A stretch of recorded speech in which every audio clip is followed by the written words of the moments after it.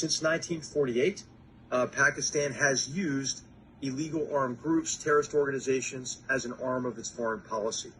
And so Pakistan is keeping the Taliban regenerated, is supporting other terrorist organizations, the Haqqani Network, which is a bridge, between the Taliban and between other groups like Lashkar-e-Taiba, which is the group that conducted the Mumbai attacks, and other groups like Al Qaeda, right? And so I think that the policy toward Pakistan should be one of really forcing Pakistan to make a choice, right? I mean, Pakistan is on a path, I believe, unless the army changes its behavior, of becoming a pariah state like North Korea with a single state sponsor, China, right? And that's not in Pakistan's interest.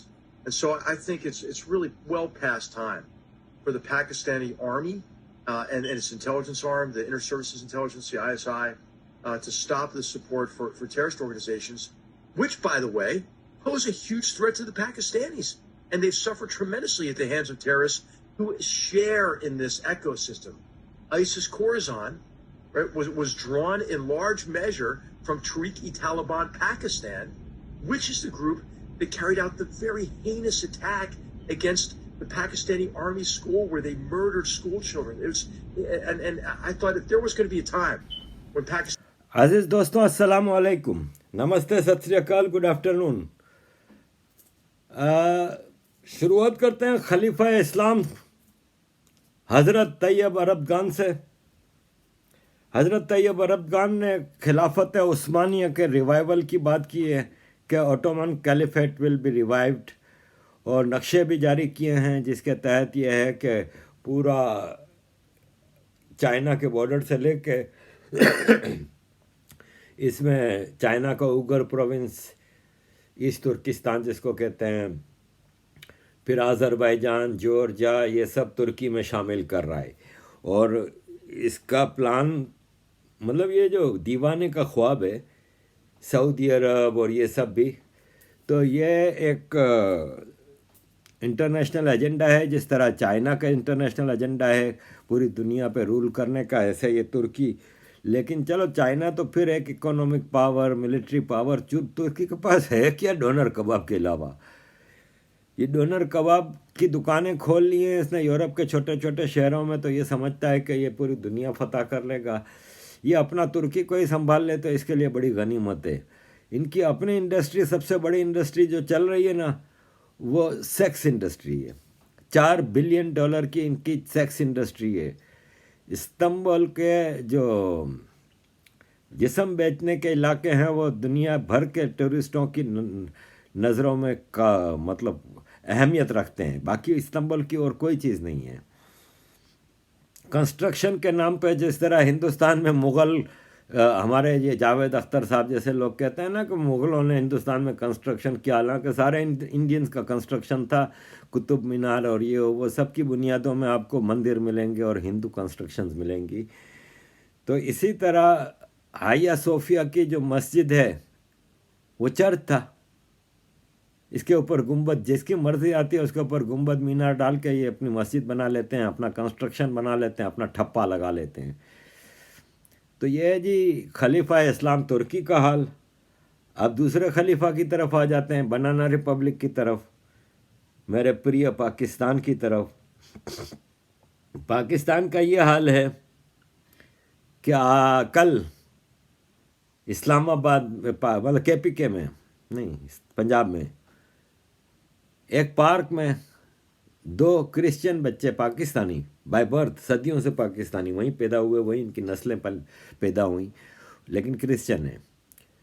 तो Bible पढ़ रहे थे, मतलब ऊंची आवाज़ में नहीं, आप बाइबल की स्टडी कर रहे थे। तो एक मुसलमान वहाँ से गुजरा, उसने कहा कि ये क्या कर रहे हो तुम, बाइबल तुम्हें पता नहीं है ये पाकिस्तान है, इस्लामिक रिपब्लिक है, यहाँ पे बाइबल की तबलीग करना मना है। उसने कहा भाई हम कहाँ तबलीग कर रहे हैं, हम दोनों क्रिश्चियन हैं, आपस में स्टडी कर रहे हैं बाइबल की। उसने सारे मुसलमानों को जमा किया, उन दोनों को ऊपर खूब हंगामा मचा। पुलिस स्टेशन गए, उनको पकड़ के लेके उनको मारा पीटा। एक तो चला गया, वहाँ से भाग गया था, एक पकड़ा गया, उसको पुलिस के हवाले किया। आर्टिकल 295C ब्लास्फेमी, जिसकी सज़ा 10 साल है, और अगर बहुत ज़्यादा हुआ तो सज़ाए मौत भी है।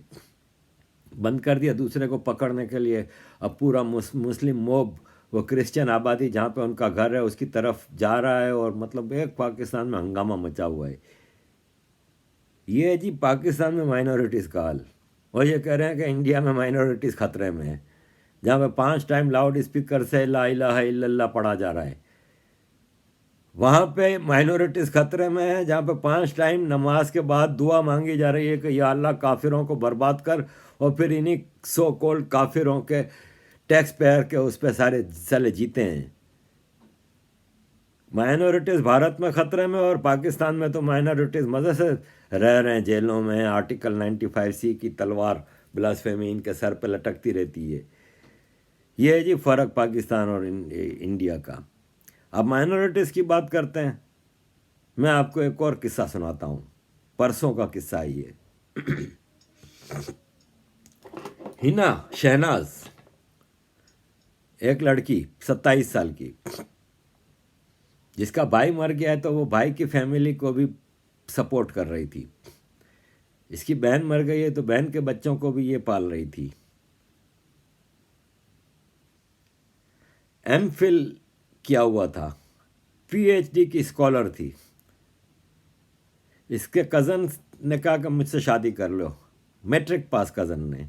इसने कहा नहीं, मैंने नहीं करनी, शादी ही नहीं करनी मैं तो, मेरे सर पे इतनी जिम्मेदारी है, 3 ख़ानदान चला रही हूँ मैं, अपना ख़ानदान चला रही हूँ, और ये बहन और भाई के बच्चों को पाल रही हूँ, और मैं एमफिल की डिग्री होल्डर हूँ और पीएचडी की स्कॉलर हूँ, और मैं मैट्रिक पास से नहीं करना चाहती शादी। बात गई जिरगे में, और जिरगे ने इसको ऑर्डर किया कि तुम शादी करोगे अपने कज़न के साथ। इसने मना कर दिया, इसको कत्ल कर दिया। 3 ख़ानदानों की सपोर्ट करने वाली को कत्ल कर दिया। माइनॉरिटी तो माइनॉरिटी, यहाँ मेजॉरिटी का भी ये हाल है। यहाँ जंगल का कानून चलता है। यहाँ पे इंसान को इंसान नहीं समझा जाता। और बात जब करते हैं ना इस्लाम की, तो मैं कहता हूँ कि इस्लाम के जो दूसरे खलीफा थे हज़रत उमर, उन्होंने कहा था कि कुफर की हुकूमत तो रह सकती है, जुल्म की हुकूमत नहीं रह सकती। तो अगर इतना ही इस्लाम पे बिलीव करते हो पाकिस्तानियों, तो हज़रत उमर की बात साबित कर दो, ख़त्म करो जुल्म की हुकूमत, डेरा लगा दो जीएचक्यू के सामने। फौजियों से पूछो कि हाँ भाई क्या करना है। मतलब आप इंतहा देखें कि जो फौजी है वो पकड़ा जाता है चोरी में, लूट का माल दे के इसको कहते हैं मुल्क से चले जाओ, बस और कुछ नहीं। ये 300 करोड़ रुपया कोरोना के नाम पे खा गया। ये पेट देखें इसका साले का, पाकिस्तान से बाहर चला गया। कमर बाजवा की मैं पीछे ही आपको स्टोरी सुना चुका हूँ कि 2 बहनें, एक भाई, इनके ख़ानदान सब ब्रिटिश और अमेरिकन नेशनल हैं, बाहर अय्याशी कर रहे हैं। कमर बाजवा के बच्चों ने भी सारा सेटअप बना लिया है अमेरिका में, इंग्लैंड में। अरबों रुपए का बिजनेस छाया हुआ है। सारा फौजी लूट मार के खा गया। गद्दार कौन है? हम गद्दार हैं। ये कभी गद्दार नहीं होंगे। असद दुर्रानी, इंटेलिजेंस एजेंसी के चीफ पाकिस्तान के, आईएसआई के चीफ, इन्होंने अभी पोलें खोलना शुरू की। इनके खिलाफ कोई अदालत केस लेने को तैयार नहीं। जस्टिस कियानी ने भी कहा कि नहीं भाई नहीं, मुझे जीना है भाई, मैं किसी फौजी का केस नहीं लड़ सकते, वो कर सकता फैसला, मैं ये केस ही लेने से इनकार करता हूँ। ये है जी फौजियों का मुल्क, गद्दार बुजदिल भगोड़े फौजियों का मुल्क, हराम खोर फौजियों का मुल्क। और इसका कंपैरिजन फिर करते हैं ये उधर से, भारत से। मैं मामूली मिसाल देता हूँ कि डॉक्टर हफीज़ पाशा हैं। इन्होंने कहा कि इस साल जो बजट आएगा वो डेफिसिट बजट तो हर साल होता है, इस बार 4 लाख करोड़ का डेफिसिट होगा, 4 लाख करोड़ का।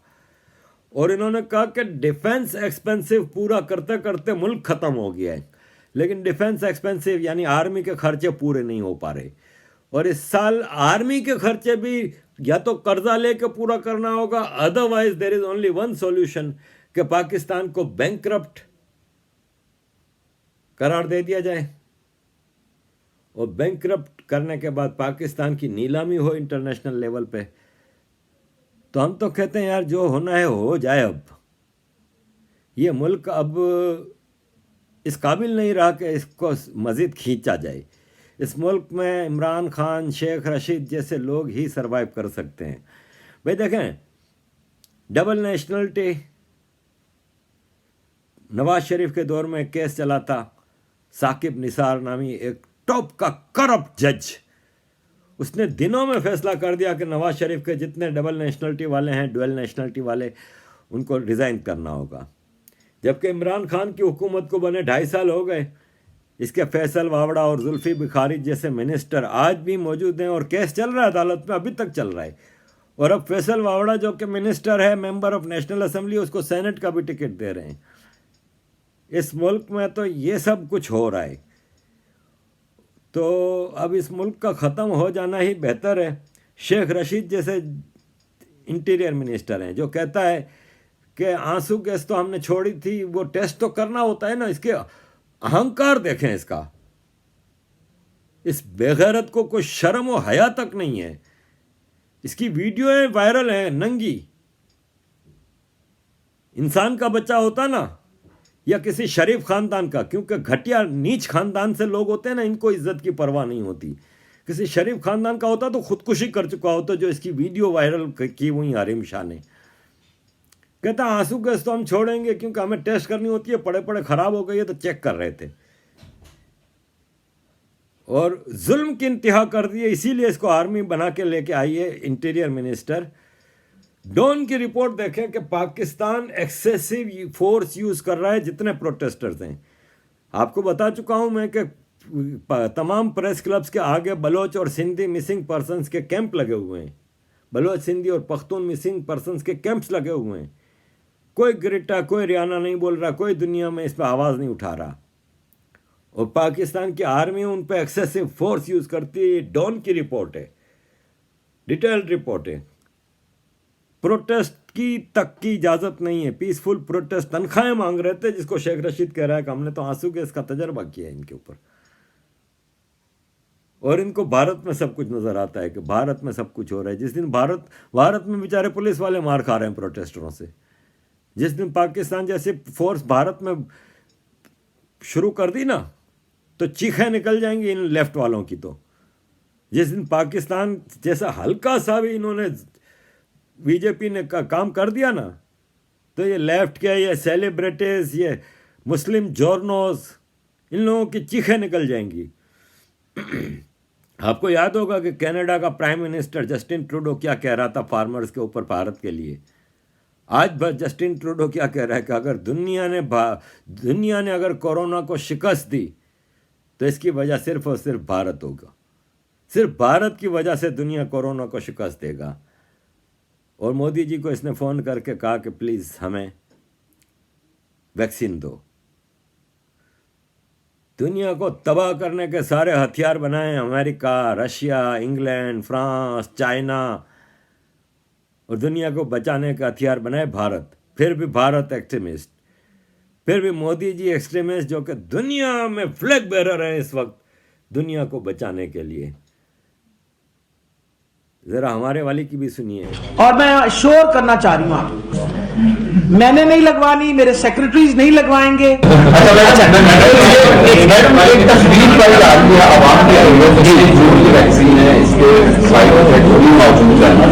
کے اندر فالج اور دیگر بیماریاں بھی ہو سکتی ہیں. حالانکہ اگر اس طرح ویکسین اگر لگانے سے کسی کی موت ہوتی ہے یا کوئی بھی سائڈ افیکٹ ہوتا ہے، اس کو ذمہ دار. دیکھیے بیٹا، سب سے بڑی یہ بات ہے کہ ہر انسان ویکسین اپنی ذمہ داری پہ لگائے گا. کوئی زبردستی تو کسی کو نہیں لگا سکتا ویکسین. ہم نے ان کو بتانا ہے کہ آپ کا نام ہے اس ویکسین کے لیے، آپ تشریف لے آئیں، وہ آ کے لگوا لیتا ہے تو اس کی مرضی ہے. ویکسین کے سائیڈ افیکٹس ہیں، ویکسین کے سائیڈ افیکٹس ہیں، ویکسین کے سائیڈ افیکٹس ہیں، ویکسین کے سائیڈ افیکٹس ہیں. اور میں شور کرنا چاہ رہی ہوں آپ کو، میں نے نہیں لگوانی، میرے سیکرٹریز نہیں لگوائیں گے. ویکسین کے سائیڈ افیکٹس ہیں، ویکسین کے سائیڈ افیکٹس ہیں، ویکسین کے سائیڈ افیکٹس ہیں، ویکسین کے سائیڈ افیکٹس ہیں. کہ ہر انسان ویکسین اپنی ذمہ داری پہ لگائے گا، کہ ہر انسان ویکسین اپنی ذمہ داری پہ لگائے گا، ہر انسان ویکسین اپنی ذمہ داری پہ لگائے گا. کوئی زبردستی تو کسی کو نہیں لگا سکتا ویکسین، کوئی زبردستی تو کسی کو نہیں لگا.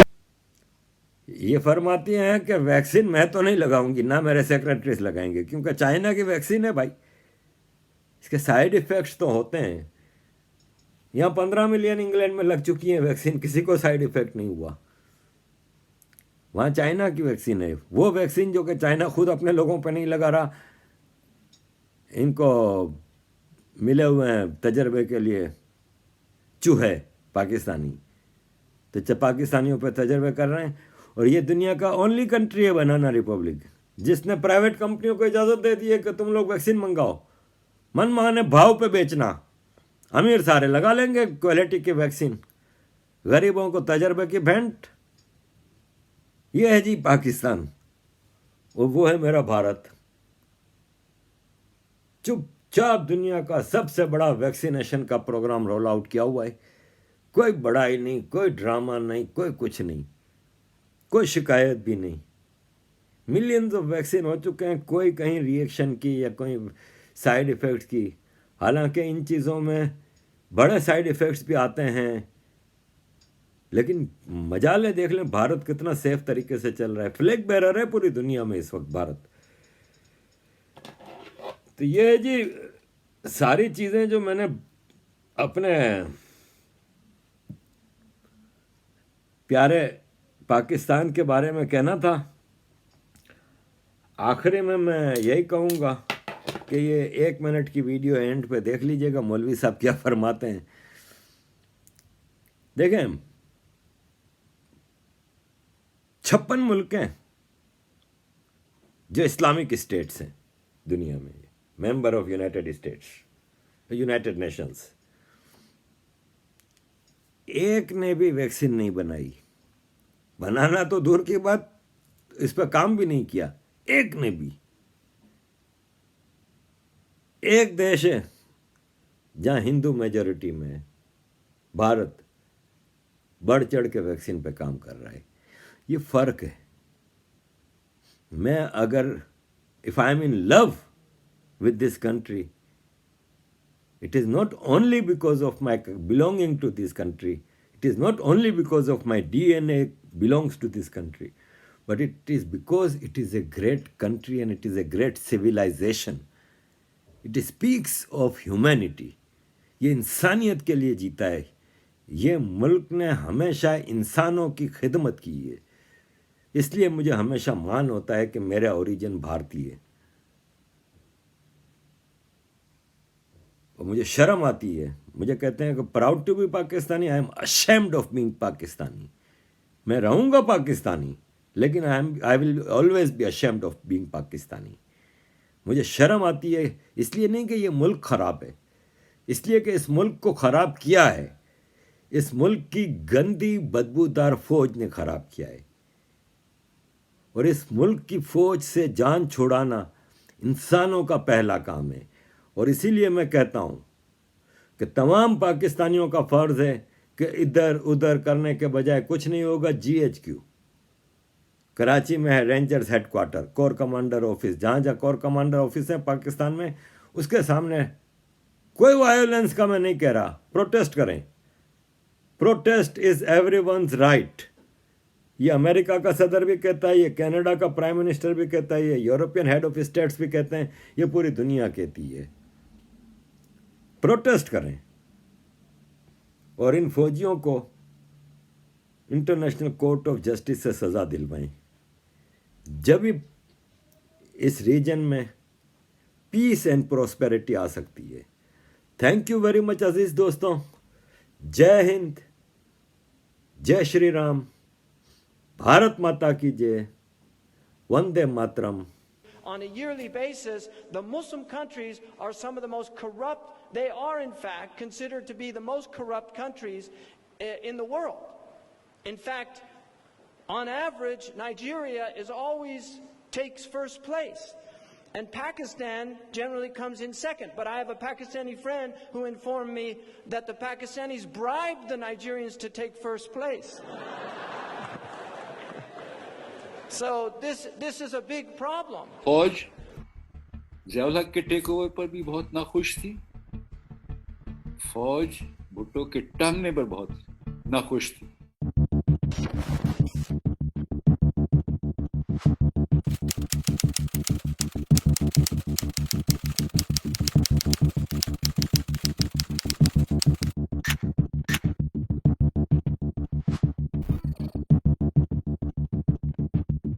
अंदर जो इंस्टीट्यूशन जो फैसला करती है वो तो कहती है कि जी नहीं, ये हमारा काम नहीं, हमसे नहीं होगा। ऐसा मौका आ जाता है कोई आदमी अपने इस ख्याल में कि मैं इसको ठीक करूंगा, या वो को पर्सनल एम्बिशन है, आइडियोलॉजिकल एम्बिशन है, या उसको नौकरी बचानी है, ये भी हो चुका हुआ, वो फिर खू कर देते हैं। और दूसरा ये है कि उसी वक्त होता है जबकि लगे कि यहाँ हालात ऐसे हैं कि लोग वेलकम करें, लोग आमतौर पर कहेंगे कि जी हाँ बड़ा अच्छा होगा। हम आमतौर पर बॉस का बात मान लेते, हम रेजिस्ट नहीं करते। किसी को नौकरी का है, किसी को किसी और चीज का ख्याल है। कभी कभी कोई आदमी आया, आखिर ये था ना 77 में जब भुट्टो ने वहां पर मार्शल लॉ लगाया तो 3 ब्रिगेडियर्स से चले गए रिजाइन करके। उसके बाद जब ज़ियाउल हक ने टेक ओवर किया तो उस वक्त भी कुछ लोग जो उससे थे छोड़ के चले गए। फौज ज़ियाउल हक के टेक ओवर पर भी बहुत नाखुश थी, फौज भुट्टो के टांगने पर बहुत नाखुश थी। लेकिन जब फैसला हो जाता है तो ये है हमारी एक डिसिप्लिन टीचिंग, यही है कि आपने फिर मानना है।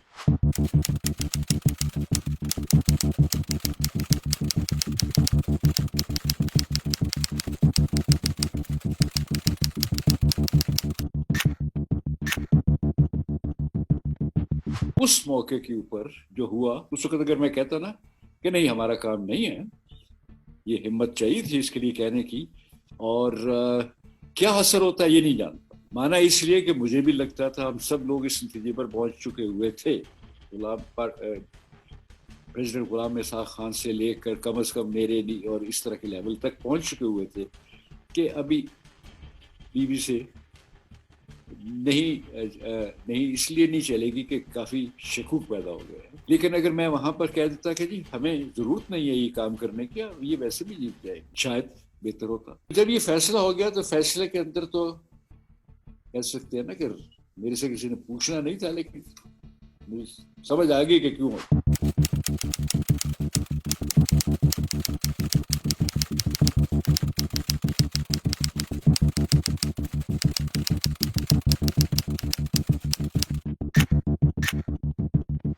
जनरल हमीद गुल साहब का अपना, क्योंकि 2-2.5 साल से वो करे हुए थे तो किसी वजह से वो बन गया।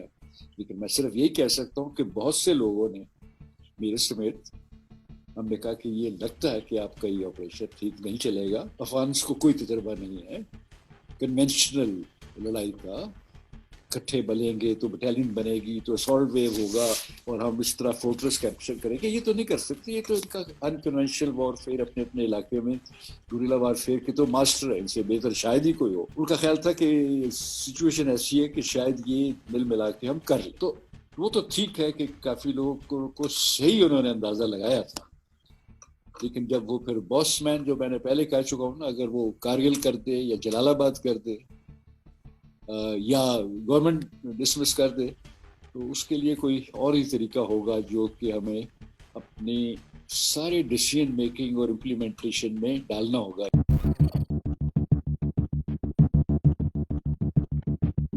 ISI का सरबरा सिविलियन लगा सकते हैं, खातून को लगा सकते हैं, जो तरीके हैं इंटेलिजेंस के वो भी लिखे पढ़े जो हैं उनके मुताबिक तो हम नहीं करते ना काम।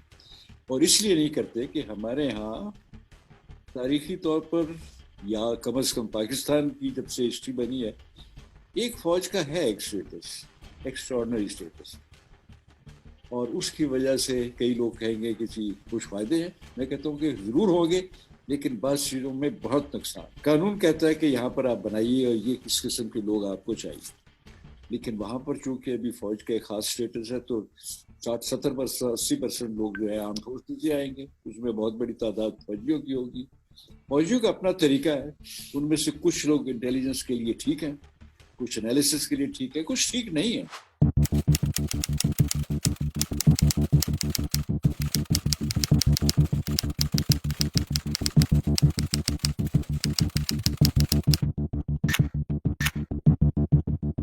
मैंने तो अपनी असेसमेंट दी थी 2011 जिस दिन ये इवेंट हुआ उसके दूसरे दिन अबू धाबी में मुझसे BBC हॉट टॉक पर एक प्रोग्राम करवाया।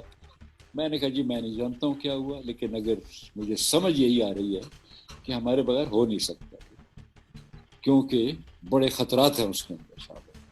کچھ تھوڑا سا یہ بھی تھا کہ بھائی اپنے لوگوں کو ڈیفینڈ کرنا ہے, یہ نہیں کہنا کہ نالائق ہے ہم لوگ, لیکن سیاسی مجبوری ہے. اسامہ بن لادن کو مارنے کی رسپانسبلٹی ہم نہیں لے سکیں گے, تو اس لیے ہم نے ان کو اوپر ڈال دیا کہ ہمیں تو پتہ ہی نہیں. جو میں اپنی ویژول اسیسمنٹ کر رہا تھا کہ اس میں اتنا ضرور ہے کہ پتہ بھی تھا اور کچھ ہم نے مدد بھی کی. ایبٹ آباد میں جائیں, آج بھی لوگ ایسے ہیں جو کہ کہہ دیں گے 24 گھنٹے پہلے جی سڑکیں بند ہونی شروع ہو گئی تھی.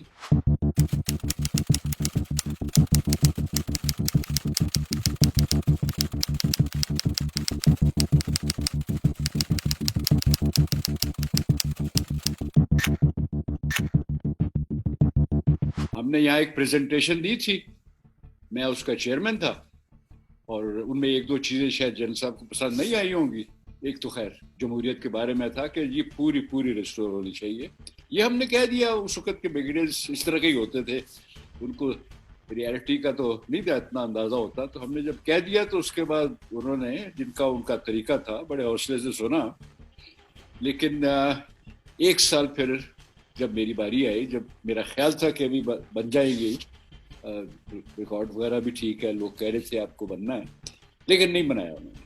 بعد میں اپنا تجربے میں جب آئے تو اس کو سمجھ آ گئی کہ اتنا آسان بھی نہیں ہے یہ کہہ دینا کہ جی ہاں ٹھیک ہے سب کچھ, جب آپ جمہوریت لائیں گے اور جب لوگوں کو موقع ملے گا تو سب ٹھیک ہو جائے.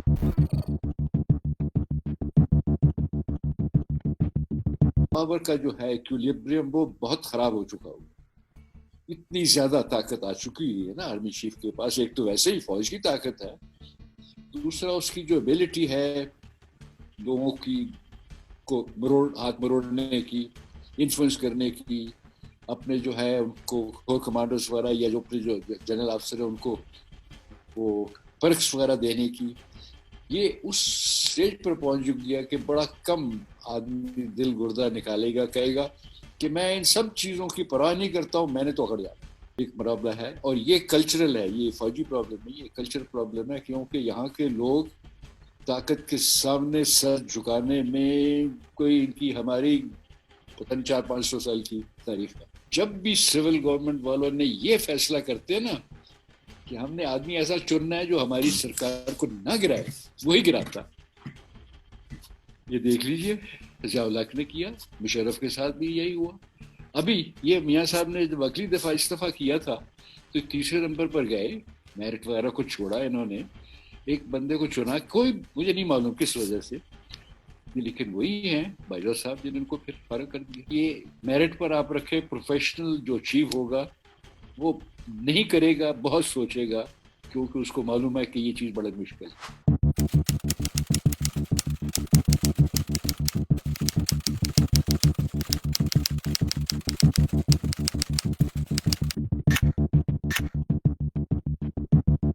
جنرل بیگ کو نہیں, ابھی وہ جو جب سپریم کورٹ سے یہاں پر آ گئی تھی انکوائری, تو انہوں نے صرف مجھ سے ایک ہی بات پوچھتے تھے, کیا کیا ثبوت ہے. میں نے کہا ثبوت تو بہت ہے, کورٹ میں بھی تھے, یہ بھی تھے, آپ ان کو بلائیے, جو 2-4 ثبوت میرے پاس فالتو یا ریزرو میں رکھے ہوئے میں دے دوں. کتاب سے پہلے بھی کچھ تھی نا, ناراضگی تو تھی جب سے باجوہ صاحب آئے تھے. اس وقت میں حیران ہوتا تھا کہ مجھے 25, 26, 27 سال کبھی کسی نے نہ کوئی میرے پاس آیا سیکورٹی کلیئرنس, نہ مجھے کہیں پر ڈینائی ہوا. یہ ہوا کیا؟ لیکن اپنا کچھ نہیں, میں نے کسی سے پوچھنا, اپنا کام کرتے رہے. ایونٹ نہیں اٹینڈ کریں گے تو نہیں کریں گے. پھر آہستہ آہستہ سمجھ آئے گی کہ یہ پرانا مسئلہ شروع ہو گیا ہوا. یہ جو آگے بعد میں جو را وغیرہ کی ایلیگیشنز آئی ہیں, اس کو آپ ڈسکرائب کر سکتے ہیں کہ کیسے ہوتا ہے.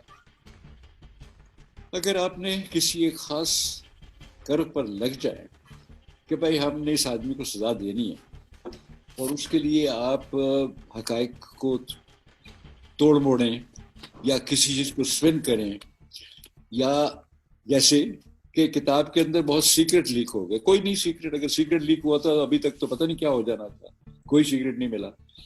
اچھا اس کے بعد کہ جی یہ تو نیشنل سیکورٹی پر بات کرتے ہیں, کورٹ میں ہوتی رہی ہے بات.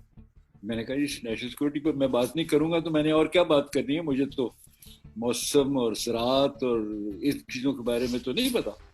تو میں تو اس کو 25 سال سے بات کرتا ہے, یہ کیوں ہو رہا ہے؟ اگلے دن کسی بیوقوف آدمی کو, سخت بیوقوف آدمی تھا, اس سے زیادہ نالائق آدمی میں نہیں جانتا کہ وہ کون تھا جس نے سوچا ہو کہ اچھا ابھی را کا کام لے لیتے ہیں, بہت دھماکہ ہوگا. جب اس کی لانچ ہوئی تھی 23 مئی 2018 کو یہ لانچ ہوئی ہے دہلی میں, وہاں پر جو لانچنگ پر جو سیشن تھا, جو اس کی ڈسکشن تھی, وہ دیکھ لیجئے کہ کون کون تھا اور کیا کیا بات ہوئی کتاب کے بارے میں.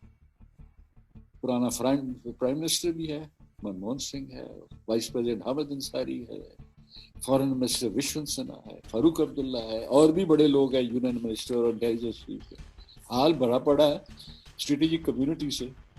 اور ڈسکشن کا اینڈ کیا ہے؟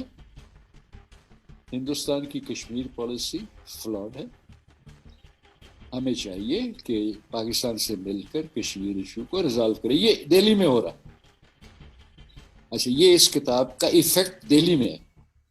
اگر یہ اس کا ہوا ہے تو کچھ تو اچھی بات کی ہوگی نا بھائی ہم لوگوں نے. لیکن چونکہ کتاب کا مسئلہ نہیں تھا, کہ آتھر کا مسئلہ تھا, اس لیے وہ سارا کچھ جو ہے وہ کسی نے یا تو پرچے پردہ ڈال دیا, یا اس کو اہمیت نہیں دی, یا سنا نہیں ہے, اور باقی جو چیز تھی اس کو